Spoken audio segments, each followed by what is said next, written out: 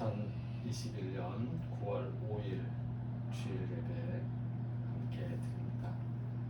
찬송가 272장입니다. 곡조 없이 가사로만 한번 같이 읽겠습니다. 고통의 멍에 벗으려고 예수께로 나갑니다. 자유와 기쁨 베푸시는 주께로 갑니다. 병든 내 몸이 튼튼하고 빈궁한 삶이 부해지며 죄악을 벗어버리려고 주께로 갑니다. 낭패와 실망 당한 뒤에 예수께로 나갑니다. 십자가 은혜 받으려고 주께로 갑니다. 슬프던 마음 위로받고 이 생의 풍파 잔잔하며 영광의 찬송 부르려고 주께로 갑니다. 교만한 마음을 내버리고 예수께로 나갑니다. 복되신 말씀 따르려고 주께로 갑니다. 실망한 이 몸 힘을 얻고 예수의 크신 사랑받아 하늘의 기쁨 맛보려고 주께로 갑니다. 죽음의 길을 벗어나서 예수께로 나갑니다. 영원한 집을 바라보고 주께로 갑니다. 멸망의 폭우 헤어나와 평화의 나라 다다라서 영광의 주를 배우려고 주께로 갑니다. 예수님께 나온 우리들에게 자유와 기쁨이 넘치도록 채워지고 흘러나가기를 축원합니다. 병든 몸은 튼튼해지고 슬픈 마음은 위로받고 실망한 몸은 힘을 얻어 죽음의 길을 벗어나 부활의 삶을 살게 될 것입니다. 이 시간 함께 사도들의 신앙 고백으로 우리의 신앙을 고백합니다. 나는 전능하신 아버지 하나님 천지의 창조주를 믿습니다. 나는 그의 유일하신 아들 우리 주 예수 그리스도를 믿습니다. 그는 성령으로 잉태되어 동정녀 마리아에게서 나시고 본디오 빌라도에게 고난을 받아 십자가에 못 박혀 죽으시고 장사된 지 사흘 만에 죽은 자 가운데서 다시 살아나셨으며 하늘에 오르시어 전능하신 아버지 하나님 우편에 앉아 계시다가 거기로부터 살아있는 자와 죽은 자를 심판하러 오십니다. 나는 성령을 믿으며 거룩한 공교회와 성도의 교제와 죄를 용서받는 것과 몸의 부활과 영생을 믿습니다. 아멘. 이 시간 침묵으로 기도하는 시간을 갖습니다. 먼저 우리의 죄를 고백합니다.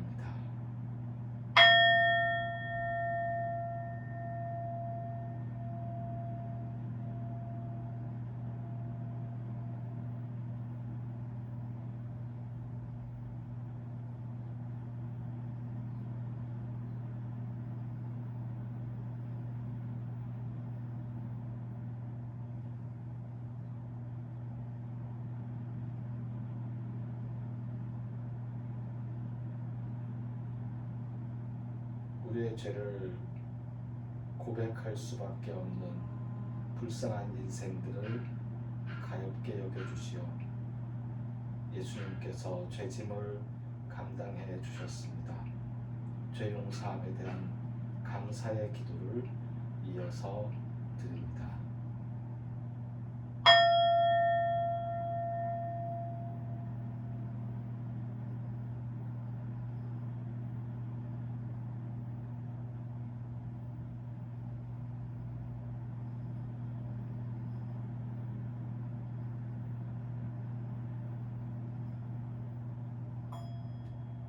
죄를 용서받은 감사의 마음은 죄를 용서하겠다는 다짐의 마음이기도 합니다. 하나님께 감사하는 기도를 드리는 것은 또한 우리의 마음의 소원들을 아뢰을 수 있는 시간이기도 합니다. 하나님께서 우리에게 더 좋은 것을 알아서 주시겠지만 우리는 우리의 마음의 소원을 하나님께 감사하는 마음으로 아뢰을 수 있습니다. 우리의 마음의 소원들을 하나님께 아뢰는 시간을 같습니다.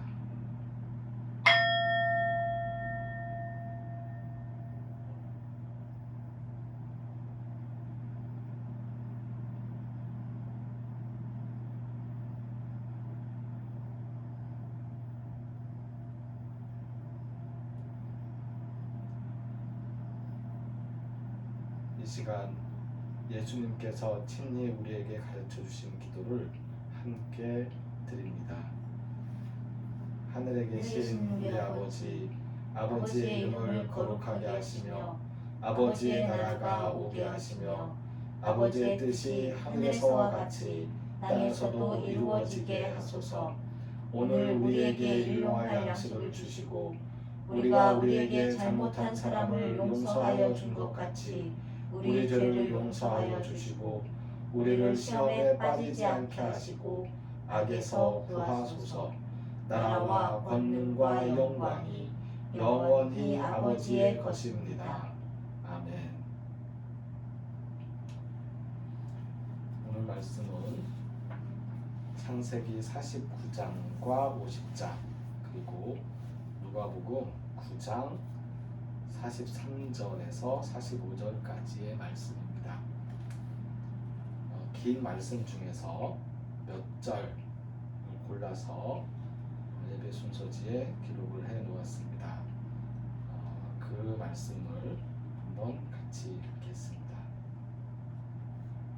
읽습니다.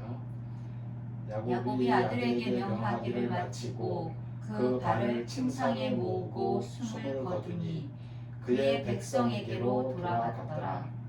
요셉이 그의 아버지 얼굴에 굽으려 울며 입맞추고 그 수종드는 의원에게 명하여 아버지의 몸을 향으로 처리하게 하매 의원이 이스라엘에게 그대로 하되 40일이 걸렸으니 향으로 처리하는 데는 이 날수가 걸림이며 애굽 사람들은 70일 동안 그를 위하여 곡하였더라.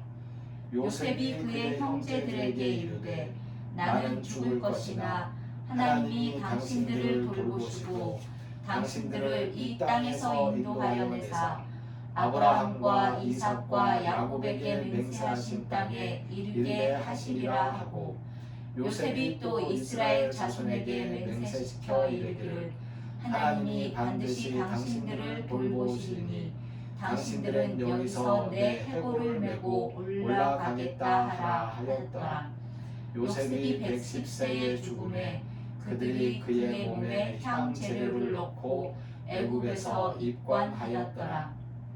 이 말을 너희 귀에 담아두라.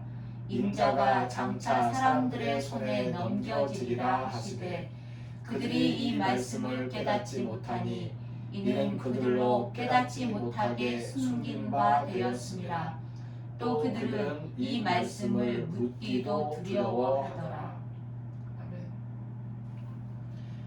읽은 말씀을 중심으로 해서 죽음을 마주한 두 사람, 죽은 사람과 산 사람이라는 제목으로 함께 생각을 좀 해보려고 합니다. 6월 6일날 주일 예배 때 창세기 1장과 2장을 읽었습니다. 그 후에 계속해서 창세기를 쭉 읽어왔습니다. 그리고 오늘 9월 5일 주일 예배에서 창세기 49장과 50장을 읽었습니다. 한 3개월인가요?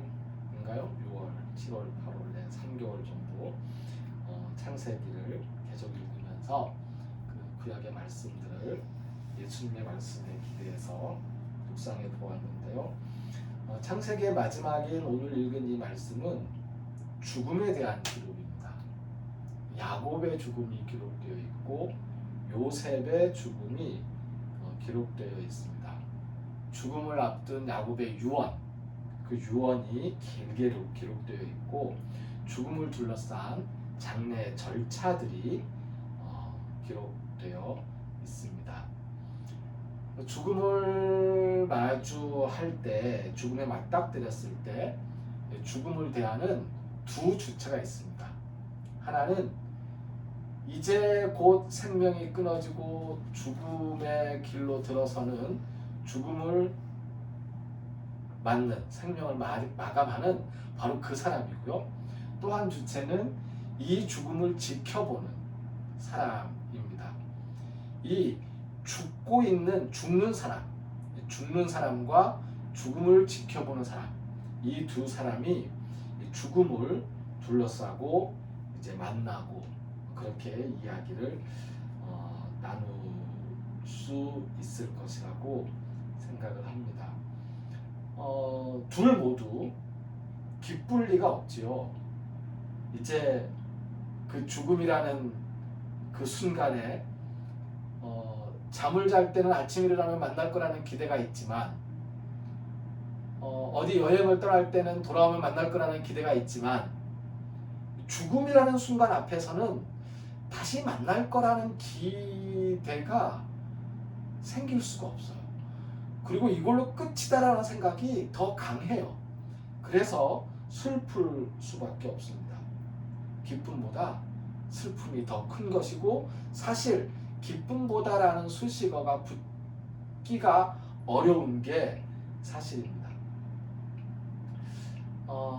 간혹 기독교에서 죽음의 슬픔을 부인하고 기쁨으로 장례식을 치루어야 한다고 말을 하기도 합니다.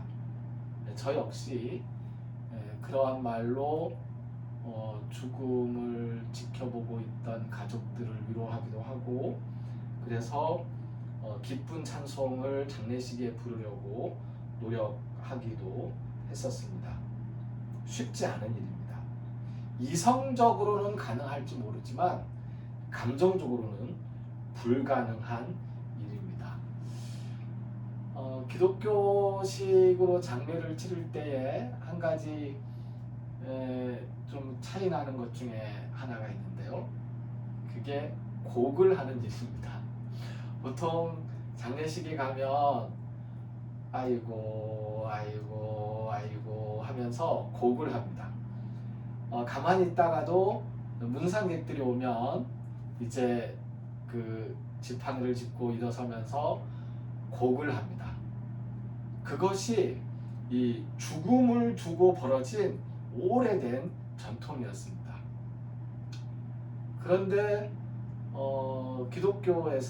교회에서 그 곡하는 전통을 못하게 했던 것 같습니다. 그래서 기독교식으로 지내는 장례식에 가면 곡을 하는 모습을 볼 수가 없어요. 곡을 하면 뭔가 기독교식이 아닌 것 같아서 곡을 못하게 하기도 하고요.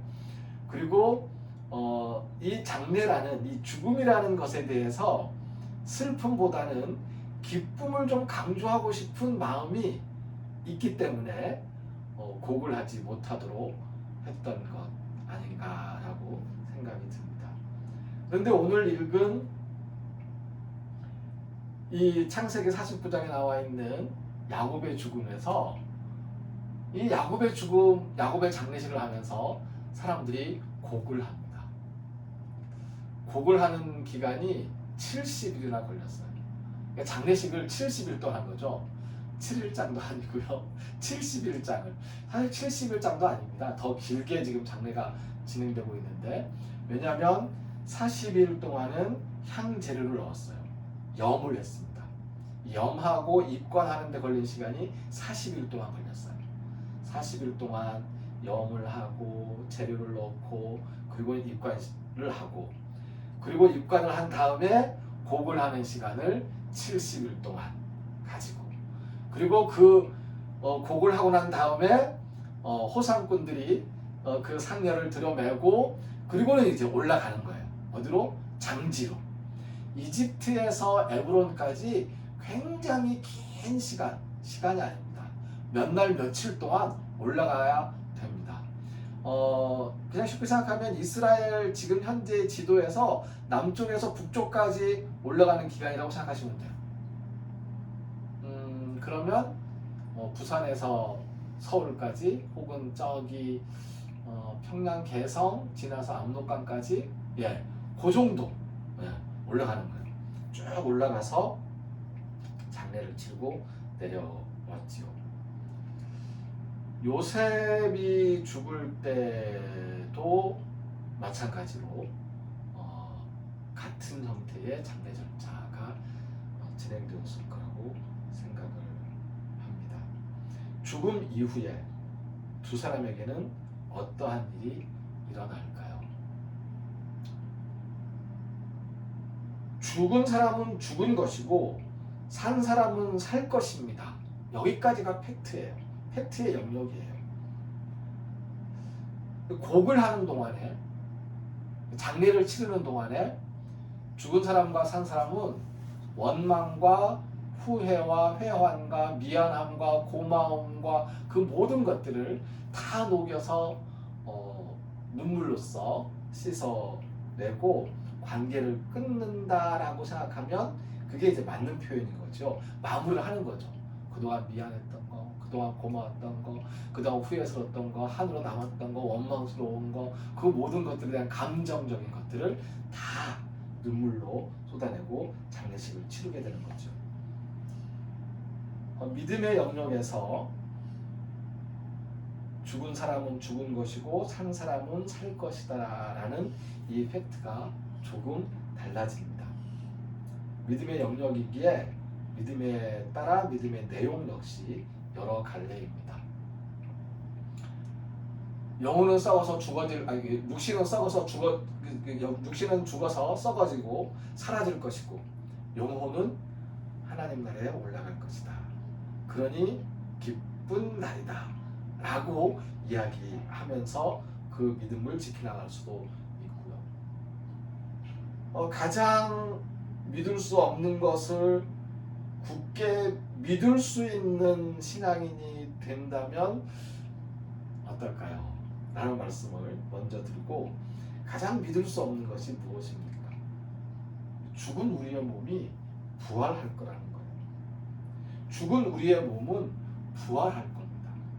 부활하는 그날 우리가 다시 만날 거예요. 그게 10시간을 잠잤다가 깨나서 만나도, 1시간을 잠잤다가 깨나서 만나도 아침에 만나는 아침 인사인 것처럼, 어떤 아이가 저녁 9시부터 잠을 자서 아침 7시에 일어났어요. 그 아이를 돌보던 엄마가 새벽 5시에 잠을 자서 7시에 일어났어요. 아침에 일어나면 둘 다 잠에서 깬 아침에 맑은 얼굴로 인사하고 굿모닝 아침 인사를 하는 것처럼 3,000년을 자고 있었던, 1년을 자고 있었던, 1시간을 자고 있었던, 잠자는 것으로 표현했던, 우리 예수님께서 잠자는 것으로 표현했었죠. 잠자는 것으로 표현했었던 우리의 죽은 몸이 부활하는 그날 같이 만날 거라는 겁니다. 몸의 부활을 믿습니다 라고 고백하는 우리의 신앙 고백은 헛된 고백이 아닙니다. 이건 믿음이에요. 사실 예수님이 진짜 언제 오실지 우리가 모릅니다. 끝까지 안 오실 수도 있어요. 끝까지 안 오시면 우리는 부활할 길이 없어요. 그런데 예수님이 오시는 그날 우리는 부활할 거라는 거죠. 기독교의 신앙은 바로 그것을 믿고 있는 신앙이고, 그것이 기독교의 신앙의 핵심임을 잊지 말았으면 좋겠습니다. 함께 기도합니다.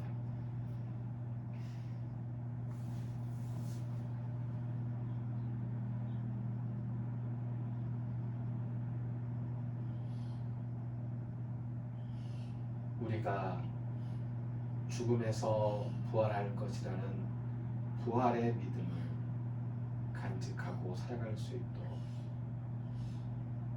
친히 부활하시어 영광을 드러내신 예수 그리스도의 은혜에 감사드립니다. 부활의 믿음을 가지고 살아갈 수 있도록 인도하여 주시옵소서.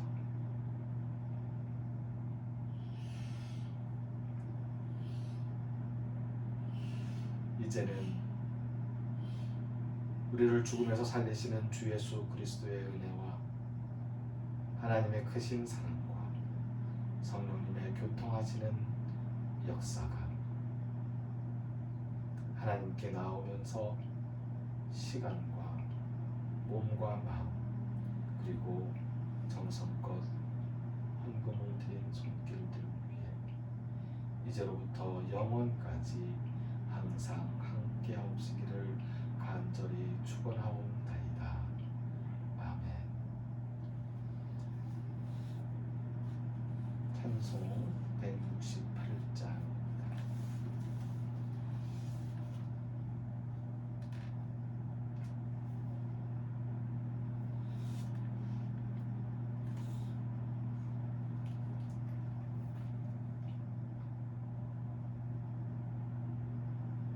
곡조 없이 이렇게 찬송하겠습니다. 찬송가 168장입니다. 하늘에 찬송이 들리던 그날, 죄악이 가득한 그날 밤에 동정녀 몸에서 탄생한 주님, 우리를 구하러 오신 예수, 살아서 사랑, 죽어서 구원, 묻혀서 내 죄를 담당하사 부활로 우리를 구하신 예수, 다시 오시리 영광의 그날. 갈보리 산으로 끌려가시사 십자가 위에서 죽으신 날, 가시관 쓰시고 피 흘리시사 우리를 구하신 구주 예수, 살아서 사랑, 죽어서 구원, 묻혀서 내 죄를 담당하사 부활로 우리를 구하신 예수, 다시 오시리 영광의 그날. 동산의 주얼로 묻히신 그날, 고난을 이기고 쉬신 그날, 천사들 내려와 무덤을 지켜 우리에게 소망을 주신 예수, 살아서 사랑, 죽어서 구원, 묻혀서 내 죄를 담당하사 부활로 우리를 구하신 예수, 다시 오시리 영광의 그날. 무덤이 예수를 못 가둔 그날, 인봉한 그 돌이 굴러간 날, 죽음의 권세를 깨뜨린 주님, 하늘에 오르신 내 주 예수, 살아서 사랑, 죽어서 구원, 묻혀서 내 죄를 담당하사 부활로 우리를 구하신 예수, 다시 오시리 영광의 그날. 천사장 나팔이 울리는 그날, 하늘의 영광이 나타날 때, 날 사랑하시는 참되신 친구, 날 영접하시러 오실 예수, 살아서 사랑, 죽어서 구원, 묻혀서 내 죄를 담당하사 부활로 우리를 구하신 예수, 다시 오시리 영광의 그날. 믿을 수 없는 이야기입니다. 하지만 우리는 믿습니다. 굳게 믿습니다. 우리를 사랑하신 예수님의 삶, 우리를 구원하신 예수님의 죽음, 우리의 죄를 담당하신 예수님의 은혜, 우리를 죽음에서 다시 살리시는 부활의 예수님, 이것이 기독교 신앙의 핵심입니다. 주일 예배는 첫 번째 영상 예배와 두세 명의 예약을 통해 시간을 정한 다음 함께 드리는 현장 예배로 드립니다. 오늘 오랜만에 두 명이 함께 예배를 드렸습니다. 감사합니다. 예배를 마치겠습니다. 그 예배 한 가지 더 말씀을 드려야 될 게 그 말씀 중에 누가복음서에 있는 말씀을 같이 짚어보려고 했는데 짚지를 못했었어요. 그 말씀이 누가복음서에는 예수님께서 자기가 사람들에게 넘겨지고 죽음을 당하게 될 것이다, 잡혀서 죽게 될 것이다 하는 그 말씀을 하시는 부분인데, 제자들이 그 말씀에 대해서 구체적인 뜻을 묻기를 두려워했다라고 되어 있는 거죠. 그게 죽음에 대한 이야기이기 때문에. 근데 누가복음에는 이렇게 기록되어 있지만 누가복음을 제외한 다른 복음서에서는 바로 이 구절에 덧붙이는 게 있습니다. 부활할 것이다 라는 약속이거든요. 그래서 누가복음에는 부활의 약속이 없었고 다른 복음서들에는 부활의 약속이 있었던 것, 그 점에 대해서 뭔가 좀 더 짚어서 이야기를 나눌 수 있었으면 좋았을 텐데 거기까지는 말씀을 함께 살피지 못했습니다. 다음 기회에 함께 살필 수 있을 거라고 생각을 합니다. 네, 여기까지.